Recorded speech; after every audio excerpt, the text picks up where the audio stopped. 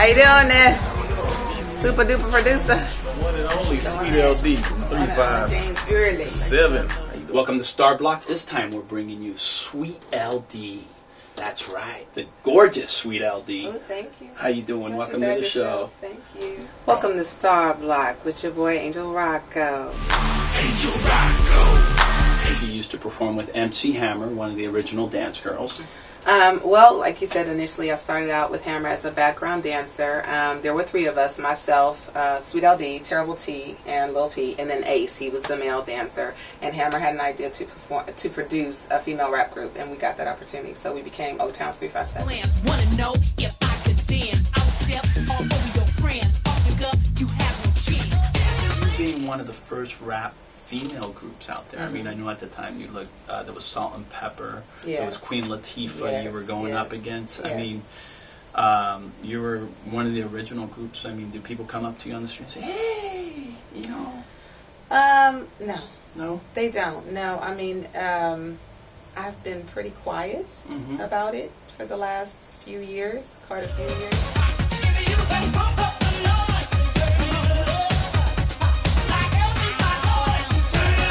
How'd you become a dancer in the first place? Natural ability, basically. I didn't really take any training, and I got most of my experience in the club, Silks in Emeryville, and that's where I met Hammer. So yeah, that's where I kind of started. It was street dance, it was hip hop dance, so it was easy. You were dancing in the club, and you said, "Dang, that girl she got the stuff." I'm not sure he said "dang." He probably said something like "damn." Oh no, I'm just kidding.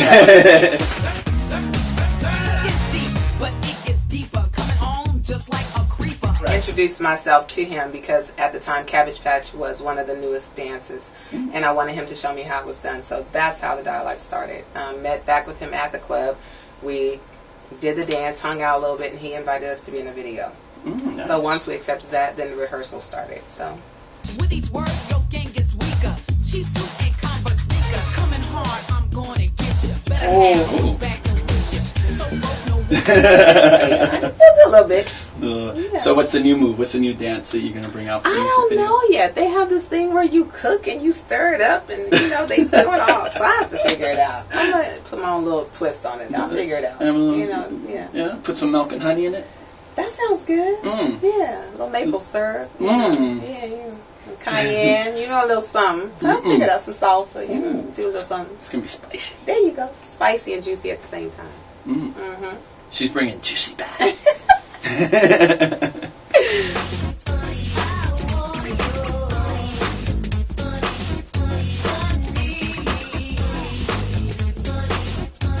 Now you writing the inspiration. Where do you get the inspiration for writing? At the time, we were young, so a lot of our Are you stuff. kidding me? You're still young. Look at her. She looks Say amazing. it. Woo. What you say? Woo. Okay. But anyway, Flawless. okay. Now sing.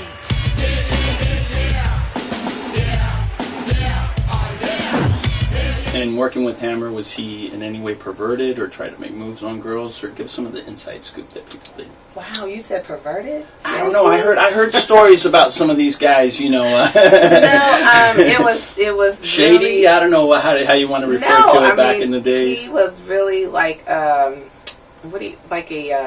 he was a hard worker. I mean, he had a vision. So the vision is really what he was focused on.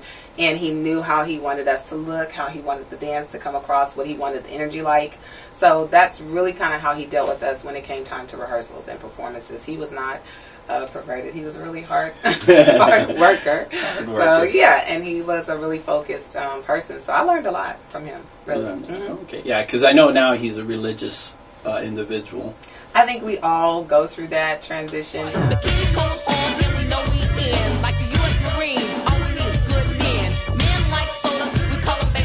This new sound that you're coming out with, give us a little glimpse of what people can expect. Well, my idea is to marry the sounds that we had back then that James Early produced on Oaktown 357's first album, Wild and Loose, and the second one, Fully Loaded. To marry those sounds with what they have now, what's popular in the clubs, what the kids are dancing to and listening to now. You have the Dirty South sound. You have a lot of sounds out there, so just kind of find a way to merge those two and also make it exciting. You know, high energy, something to dance to, you know, make your head nod.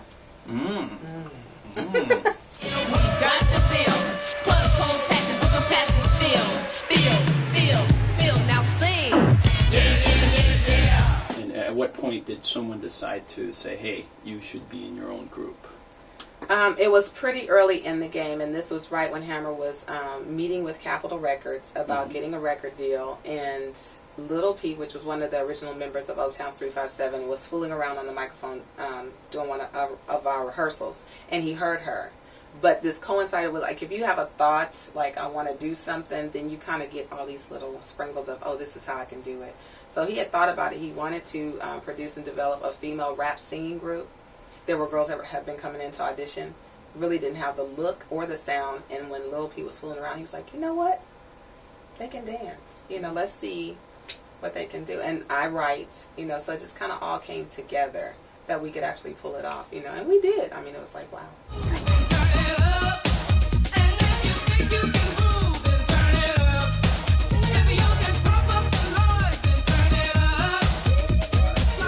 Juicy, you're in the studio. You're working with the great producer James Early. Wow. Yes. What an experience. So here you. So what inspiration? So you wrote these songs. You had the hit "Yeah Yeah Yeah" and "Juicy." Tell us a little bit about the experience behind those songs. I think with Hammer, his idea was to just kind of bring a party feel to our group initially, and so that's where the inspiration for "Yeah Yeah Yeah" came from, because it's just about partying, and, you know, keeping your groove tight. And he wrote the lyrics to that. Juicy was something we submitted to him as just, you know, kind of funny, playing around. We were joking about guys and our good loving and stuff like that. And so that's where the lyrics kind of generated from. But when we presented it, he thought it was really catchy. Juicy, got him crazy.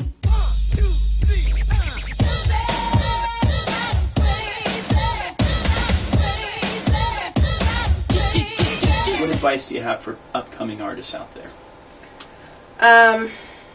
Wow, that's a really loaded question.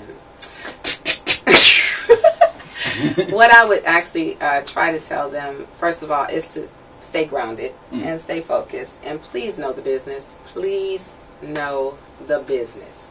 That's just the bottom line. You have to protect yourself. All we need is good men. Men like soda, we call them baby pop. We want hard men, so we feel the beat drop.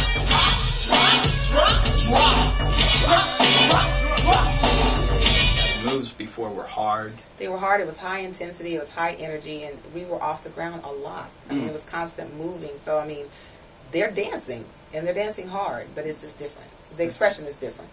Yeah. Here we go. Life is like a dance, like a party, like a song, like a king, like a prince, like my sucker when he's home. Yeah. I can do what it do. She do what he do when she needs to do it, but she's doing it large. And so I get it it done. That's right. I get it done. She's juicy. Pick her up. She's beautiful. Aw, thank you. You know, just a pleasure doing this interview. I appreciate you guys having me. I really do. And like I said, if you haven't heard or picked up her album, pick up the original. That's the original. Right here. This one is called Wild and Loose. Yes. And the second one was Fully Loaded. So they're still available on Amazon.com. And if you want the single, Turn It Up. Turn It Up. It's right there. That's about, I think that's the only one you can get, actually. Right there. Look at her. Yeah. Look at that. You haven't changed. Cute. I haven't. You Good. look the same. That's Yeah. good. Yeah. Okay. That's me. That's her right there. Turn it up. That's me. But yeah, look us up on YouTube and drive up the, you know, the fan viewing and stuff like that. South Beach, my new diet. It's all women, man, you should try it. Sexy girls,